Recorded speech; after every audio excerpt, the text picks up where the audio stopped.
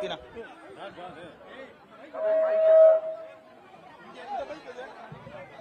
அதான் கையில மேல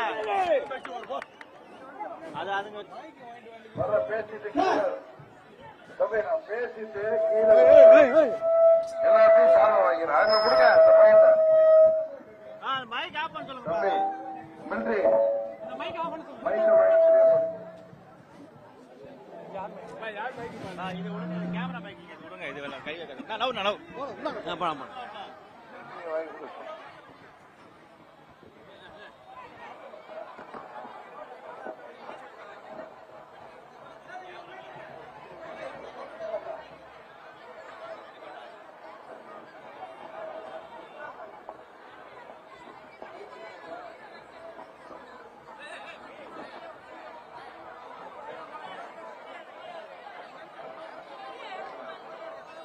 நல்ல மீன் வறுவல் வாசனை வருது. இன்னைக்கு நான் சாப்பிட மாட்டேன். நமது திருச்சி நாடாளுமன்ற தொகுதியில் தேசிய ஜனநாயக கூட்டணியில் அம்மா மக்கள் முன்னேற்ற கழகத்தின் வெற்றி வேட்பாளர் அன்பு தம்பி செந்தில்நாதன் அவர்களை வெற்றி சின்னமாகிய குக்கர் சின்னத்திலே வாக்களித்து அவரை மாபெரும் வாக்கு வித்தியாசத்தில் வெற்றி பெற செய்ய வேண்டும். தம்பி கொஞ்சம் கொடியெல்லாம் கொஞ்சம் இறங்கிட்டா நல்லா இருக்கு. எல்லாரையும் பார்க்க நல்லா இருக்கும். வேற ஒண்ணு கொடியெல்லாம் கொஞ்சம் இறங்கிங்க. இங்கே நமது கூட்டணி கட்சிகளாகிய பாரதிய ஜனதா கட்சி மற்றும் பாட்டாளி மக்கள் கட்சி என்ன குடி அந்த சேப்பு அது என்ன குடினாரு சேப்பு மஞ்ச செல்வகுமார் தமிழர் தேசிய கட்சி மற்றும் தமிழ் மாநில காங்கிரஸ் அண்ணன் ஓபிஎஸ் அவர்களின் அனைத்து இந்திய அண்ணா திராவிட முன்னேற்ற கழக மீட்பு குழு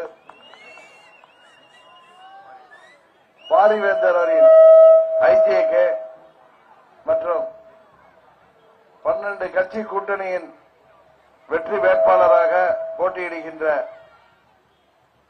அன்பு தம்பி செந்தில்நாதன் அவர்களை நமது வெற்றி சின்னமாகிய குக்கர் சின்னத்திலே வாக்களித்து அவரை மாபெரும் வாக்கு வித்தியாசத்திலே வெற்றி பெற செய்ய வேண்டுமாய் பணிவன்போடு கேட்டுக் கொள்கின்றேன்.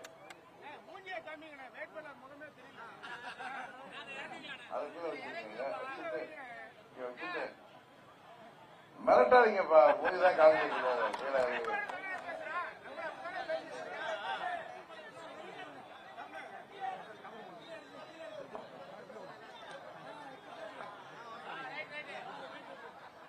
வேட்பாளரை பாக்குறதுல ஆர்வமா இருக்கீங்க. அவர்தான் தெருவா வர்றாரு, கவுன்சிலர் மாதிரி வர்றாரு. அவர்தான் மாநகராட்சி கவுன்சிலர். இன்றைக்கு நமது தேசிய ஜனநாயக கூட்டணியின் பிரதம வேட்பாளராக மாண்புமிகு மோடி அவர்கள் 3வது முறையாக வெற்றி பெறப் போகின்ற பிரதமர் மோடி அவர்கள் நமது பிரதம வேட்பாளர். அவரை பிரதமராக்குவதற்கு திருச்சி தொகுதியில குக்கர் சின்னத்தில் வாக்களித்து வெற்றி பெற செய்யுங்கள். நமது தம்பி கொடி அறிக்கைப்பா, உனக்கு வேற சொல்லுமா. நமது திருச்சி நாடாளுமன்ற தொகுதியில நமது மக்களின் தேவைகளை, இந்த தொகுதிக்கு தேவையான திட்டங்களை பிரதமரிடம் சொல்லி நிறைவேற்றி தர நீங்கள் வாக்களிக்க வேண்டிய சின்னம் குக்கர் சின்னம் என்று நாம் கம்பீரமாக உங்களிடம் வந்து வாக்கு கேட்கிறோம். எழுத்து நிற்கிற பழனிசாமி கட்சி யாருக்கு இங்க ஓட்டு கேட்குது? அவங்க பிரதம அமைச்சர் யாரா? பழனிசாமியா? யாராவது தெரிஞ்சா சொல்லணும். இதுல ஜெயக்குமாரா இருக்கும். ஏன்னா அவருக்குதான் ஒரு பதவியில. இன்னைக்குதான் மதுரையில் வந்தப்ப நமது பாரதிய ஜனதா கட்சியின் வெற்றி வேட்பாளர் ராமசீனிவாசன் வந்து அருமையான ஒரு கருத்தை என்னோட பகிர்ந்துகிட்டாரு. இன்னைக்கு நமது முன்னாள் முதலமைச்சர் ஓபிஎஸ் அவர்கள் ராமநாதபுரம் தொகுதியில துணிச்சலாக சுயேட்சை சின்னத்தில் போட்டியிடுறார். அவரை எதிர்த்து போட்டியிடுகிற பழனிசாமி வேட்பாளர் ஏதோ ஒரு பேர் சொன்னாங்களே, வேட்பாளர் ஜெயபெருமாள் யார் தெரியுமா? 77 புரட்சி தலைவர் முதலாக அருப்புக்கோட்டை தொகுதியில் நின்று வெற்றி பெற்ற பொழுது அவரை எதிர்த்து போட்டியிட்ட திமுகவின் வேட்பாளருடைய பையன் அவர். புரியுதா? யாரு? புரட்சி தலைவரை எதிர்த்து 77 அருப்புக்கோட்டையில போட்டியிட்ட திமுக வேட்பாளர் பாலசாமி அவரோட பையன் தான் அந்த ஜெயபெருமாள். அதே மாதிரி மதுரையில நமது பாரதிய ஜனதா கட்சி கூட்டணியின் வேட்பாளர் ராமசீனிவாசனை எதிர்த்து போட்டியிடுறது யாருன்னா பழனிசாமி கட்சியில டாக்டர் சரவணன். அவர் யாருன்னு தெரியுமில்ல? பல கட்சிக்கு போயிட்டு அதிமுக இன்னைய நிலைமையில இருக்கார். அவர் 2016 செப்டம்பர் மாதம் அம்மா அவர்கள் அப்பல்லோ ஆஸ்பத்திரியில் இருந்தப்ப மதுரை பை எலெக்ஷன்ல அவர் திமுகவுடைய வேட்பாளராக இடைத்தேர்தல் நின்றார். தெரியுமில்ல? அப்ப நம்ம வேட்பாளருக்கு அம்மா அவர்கள் அப்பல்லோ ஆஸ்பத்திரியில் இருந்தப்ப அம்மா அவர்களால் கையெழுத்து போட முடியாத நிலையில அந்த சின்னத்தை பெறுவதற்கு, இரட்டை இலை சின்னத்தை பெறுவதற்கு ஏ ஃபார்ம் பி ஃபார்ம் கையெழுத்து போட்டு கொடுப்பாங்க. அன்னைக்கு நான் செந்தில் கொடுத்த மாதிரி அதுல அம்மா அவர்களால் கையெழுத்து போட முடியலன்னு அம்மா அவர்களுடைய கைரேகை கை நாட்டு வச்சிருந்தாங்க. அத என்ன சொல்றாருன்னா, அது அம்மாவுடைய கை நாட்டு இல்லைன்னு சொல்றது கூட ஒண்ணு. ஆனா அம்மா அவர்கள் அப்பொழுது உயிரோடையே இல்லை. அம்மா 70 நாள் ஆஸ்பத்திரியில் இருந்துட்டு டிசம்பர் 4ஆம் தேதி சாயங்காலம் அவங்களுக்கு சிவியர் அட்டாக் வந்து அதுக்கப்புறம் 5ஆம் தேதி தான் அவங்க மரணம் மருத்துவமனையால டிக்ளேர் பண்ணப்பட்டுச்சு. ஆனா செப்டம்பர் 27ஆம் தேதி அம்மா அவர்கள் உயிரோடவே இல்லை அப்படின்னு அவரு வழக்கு போட்டாரு. ஆறுமுகசாமிக்கு ஆணையம்னு ஒரு ஆணையம் வச்சிருந்தாங்களே பழனிசாமி, அதுல அவரு ஸ்டேட்மெண்ட் கொடுக்கிறார். அப்படி அம்மா அவர்கள் உயிரோடு இல்லை என்று சொன்ன நபரை பழனிசாமி வேட்பாளர், இரட்டை இலை வேட்பாளர் மதுரையில். அதே மாதிரி திருநெல்வேலியில் ஒரு வேட்பாளர் போட்டார். ஒரு வேட்பாளர், அந்த வேட்பாளரை அம்மாவை ஆர்கே நகர்ல எதிர்த்து போட்டியிட்ட வேட்பாளர் என்ற காரணத்தினால் அந்த அம்மாவை சிம்லா முத்துச்சோழன் என்கிற வேட்பாளர் எடுத்துட்டு வேற வேட்பாளர் போட்டாரு. ஆனா மதுரையில டாக்டர் சரவணனும் ஓபிஎஸ் அவர்களை எதிர்த்து போட்டியிடுகிற பாலசாமி தேவர் என்பவருடைய மகனையும் எம்ஜிஆரே எதிர்த்து நின்ற வேட்பாளர் இங்க அம்மா அவர்கள் உயிரோடு இருக்கிறப்பயே அது அவங்க கை நாட்டு இல்ல, இது போர்ஜரி டாக்குமெண்ட், அம்மா அவர்கள் இறந்து விட்டார்கள் என்று அவர் சொன்ன சோசியல் மீடியால மதுரை ஃபுல்லா பறக்குது. எனக்கே வருத்தமாக இருந்தது. சோழன் முத்துச்சாமி அம்மாவை எதிர்த்து நின்ற வேட்பாளரை போடுறது முன்னாடி யோசிக்கல, போட்டுட்டு மாத்துறீங்க. அங்க ஓபிஎஸ் அவர்களை எதிர்த்து இரட்டை இலையில நிக்கிற சின்ன வேட்பாளர் யாரு? புரட்சி தலைவரே எதிர்த்து போட்டியிட்ட பாலசாமியுடைய மகன். இது மாதிரி திருச்சியில இரட்டை இலையில நிக்கிற வேட்பாளர் யாருன்னு உங்களுக்கு தெரியும். தெரியுமா தெரியாதா? தெரியாதா?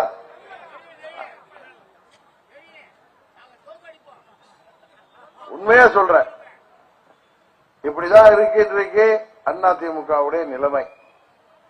அங்க பாவம் அந்த தொண்டர்கள் ரெட்டையில அங்க கிடக்கு, அம்மாவுடைய கட்சி அங்க இருக்குன்னு ஏமாந்து போய் இருக்கிறவங்களும் இந்த தேர்தலோடு அதுக்கு முடிவுரை எழுதுவார்கள். நாடும் சகோதரர் ஓபிஎஸ் அவர்களும் இணைந்திருப்பது எங்களுக்கு பதவி வேண்டுங்கிறது இல்ல. உங்களுக்கு தெரியும், 98ல இருந்து நான் 99ல இருந்து பாராளுமன்ற உறுப்பினராக இருந்தப்ப அதுக்கப்புறம் எல்லாம் எத்தனை பேருக்கு அம்மா அவர்களிடம் பரிந்துரை செய்து நாம் பதவி வாங்கி கொடுத்திருக்கோம்னு உங்களுக்கு தெரியும். நான் நினைச்சிருந்தால் அம்மா இருக்கிறப்பே ஒரு பதவி வாங்கிட்டு போயிருக்க முடியும். அதற்காக இல்லை. அதுபோல பன்னீர்செல்வம் அவர்கள் 3 முறை முதல்வராக இருந்தவர், அம்மா அவர்கள் ஆட்சி காலத்தில் அமைச்சராக இருந்தவர், எதிர்கட்சி தலைவர் இருந்தார். அவருக்கும் பதவி வேண்டுங்கிற ஆர்வத்தில் இன்றைக்கு இல்ல. துரோகிகள் வசம் உள்ள அம்மாவின் கட்சிய இரட்டை இலைய இன்றைக்கு கலங்கப்பட்டு போயிருக்கிற இரட்டை இலையை மீட்டு அம்மாவின் தொண்டர்களாகிய உங்கள் கையில கொடுக்கணும். நீங்க யார வேணாலும் தலைமையராக வச்சுங்க. அது இரண்டாவது. இன்றைக்கு அம்மா எங்கள் இதே தெய்வம் அம்மா என்று சொல்லிக்கொண்டு பழனிசாமி கும்பல் நீங்க பேட்டி கொடுக்கறப்ப பாத்தீங்கன்னா அம்மாவோட படத்தை வச்சு பூ போட்டு மாலை போட்டு பொட்டு வச்சு மக்களை ஏமாற்றுகிறார்கள்.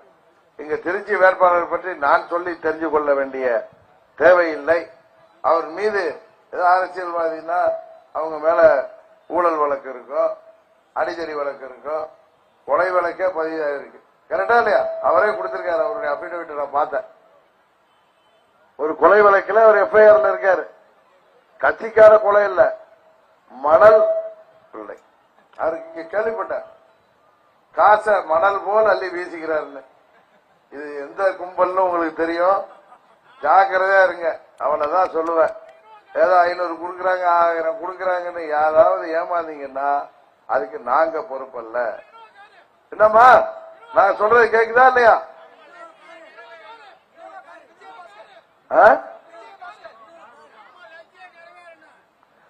அதுபோல பாவம் திமுக கூட்டணி வேட்பாளர் அன்னைக்கு செயல்வர் கூட்டத்திலே கதறி அழுகுறார். ஆனா என்ன ஊடகங்கள் என்ன கேட்டாங்கன்னா, நான் போன மாசம் 11ஆம் தேதி திருச்சியில இந்த திமுக ஆட்சியை எதிர்த்து போதை மருந்து புழக்கத்தை எதிர்த்து இளைஞர்களுக்கு வேலை வாய்ப்பு வேண்டும் மாபெரும் ஆர்ப்பாட்டத்துக்கு வந்த பொழுது பாஜகவின் தலைவர் மாநில தலைவர் நண்பர் அண்ணாமலை எனக்கு தொலைபேசியில தொடர்பு கொண்டு, எங்கிட்ட இருக்கீங்க? இங்க மத்திய அமைச்சர்கள் மாண்புமிகு வி.கே. சிங் அவர்களும் மாண்புமிகு கிஷன் ரெட்டி அவர்களும் வர்றாங்க, உங்களை சந்திக்க வேண்டும் என்றார்கள். அபிஷியலா நம்ம நமது கூட்டணியை அறிவிக்க வேண்டிய நேரம் வந்து விட்டதுனாங்க. நான் இது மாதிரி திருச்சி வந்துட்டேன், நான் புறப்பட்டுமான்னு திரும்பி வரட்டுமான்னு கேட்டேன். இல்ல இல்ல, நீங்க ஒரு மக்களுக்காக ஒரு போராட்டம் ஆளுங்கட்சி எதிர்த்து நடத்துறீங்க, அதை முடிச்சிட்டு வாங்கினாங்க. அடுத்த நாள் நான் போய் இரவுல அவங்களை சந்தித்து வெளியில வர்றப்ப என்ன ஊடக நண்பர்கள் என்ன கேட்டாங்க, ஏதோ வதந்திகள் எல்லாம் காதல வாங்கிட்டு உங்களை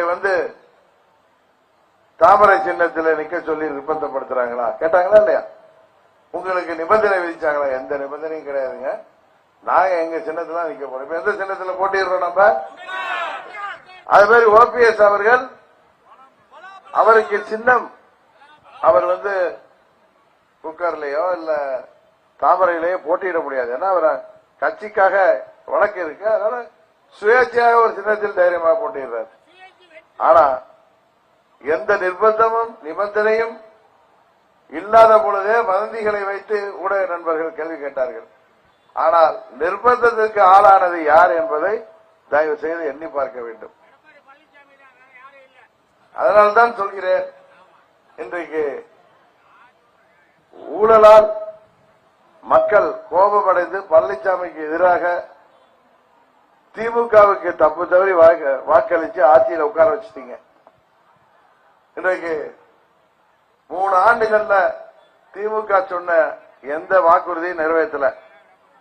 அவங்க குடும்பங்கள் தான் நல்லா இருக்காங்களே தவிர தமிழ்நாட்டு மக்களுக்கு எந்த ஒரு நல்ல திட்டமும் கொடுக்கல. என்னமா நான் சொல்றது உண்மையா இல்லையா? எதற்காக இதை சொல்கிறேன் என்றால், இன்றைக்கு தமிழ்நாட்டில் போதை மருந்து புழக்கத்தை ஆளுங்கட்சி துறையோடு பல ஆயிரம் கோடிக்கு போதை மருந்து வியாபாரம் நடக்குது. அன்னைக்கு பிரதம மந்திரி மோடி அவர்கள் வருத்தப்பட்டு சென்னையில் சொன்னது உங்களுக்கு தெரியும். இந்த தேர்தல் முடிந்ததும் அதெல்லாம் நடவடிக்கை எடுப்பேன் என்பதை அவர் சொல்லாம சொல்லிட்டு போயிருக்கார்.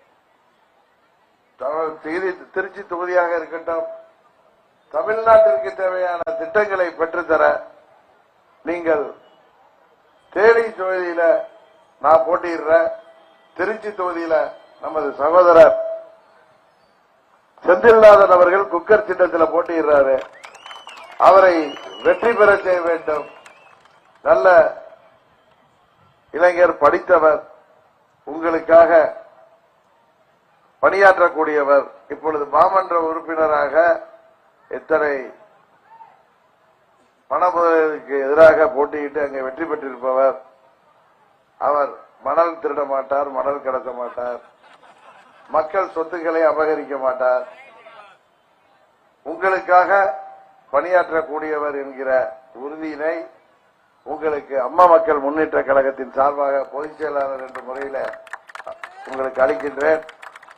அவரை நீங்கள் நமது தேசிய ஜனநாயக கூட்டணியின் வெற்றி சின்னமாகிய குக்கர் சின்னத்திலே வாக்களித்து வெற்றி பெற செய்வதன் மூலம் மீண்டும் மோடி அவர்கள் 3ஆம் முறையாக பிரதமராக வருவதற்கு வாக்களிக்கிறீர்கள் என்பதை எண்ணி பார்த்து குக்கர் சின்னத்திலே வாக்களிக்க வேண்டுமாய் பணிவன்போடு கேட்டு விடைபெறுகிறேன். நன்றி, வணக்கம். இந்த நிகழ்ச்சியில நம்மோடு கலந்து கொண்டிருக்கின்ற முன்னாள் அமைச்சர் நண்பர் வெல்லமண்டி நடராஜன் அவர்களுக்கும், நிகழ்ச்சிக்கு ஏற்பாடு செய்திருக்கின்ற நமது தலைமை நிலைய செயலாளர் ராஜசேகரன் அவர்களுக்கும், அமைப்பு செயலாளர் முன்னாள் மேயர் சாருபாலா அவர்களுக்கும், பிஜேபியின் மாநகர மாவட்ட தலைவர் ராஜசேகரன் அவர்களுக்கும், தமிழ் மாநில காங்கிரஸ் மாவட்ட தலைவர் திருச்சி குணா அவர்களுக்கும் மற்றும்